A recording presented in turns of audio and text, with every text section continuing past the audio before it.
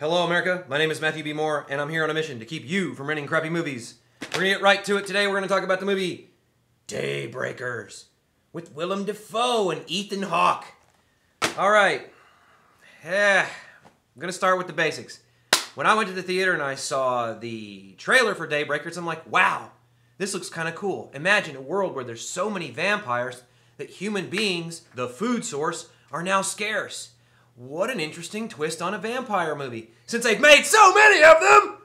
You know, my favorite is the, oh, I'm such a delicate vampire and I've got feelings and I'm 1,000 years old, but I'm in love with a 17-year-old girl that has the sweetest smelling blood.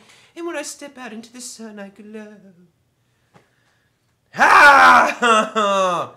Alright, well, this is about some vampires that have some feelings, but it's also about the decadent, powerful vampires who make profit. Ho, ho, ho, ho. It's just, it's got some good production design. It's got some interesting acting. It's got some really nice cinematography. And, once they set up the world where it's mostly vampire and less human, one cool area that they have in the film is there's this giant factory that has like all these human beings that are naked, that are hooked up to machines that are basically sucking the blood out of them. Now, if a vampire in this movie doesn't have enough human blood, they'll start to mutate and become very batty. Well, that's the setup for the whole basis of the story is, we went from one epidemic that turned everybody into vampires to this new epidemic where there's no blood, and now the vampires are turning into these crazy bat things that, they go crazy. But if you drink human blood in time, you get cured. Now, there's some original parts to the script that make it interesting. There's twists, a little twist here and there. My recommendation for this film, beer. Just get a lot of it, sit down, watch it, and get it over with. That's if you can't find anything else that piques your interest. Because again, this one had my interest with the trailer and the box and everything like that, the premise and the idea, but it fell short.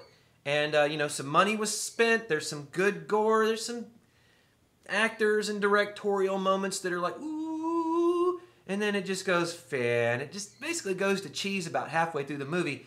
And, well, hold on, because this review, So anyway, it goes to cheese about halfway through the movie, and it starts off with, like decent cheese like cheddar and Swiss, and then it just kind of works its way off into Limburger and just becomes a stinker.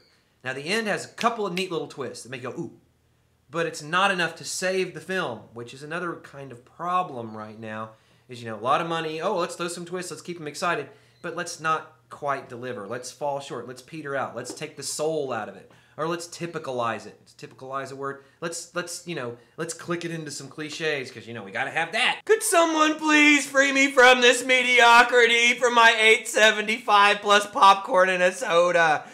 Ah!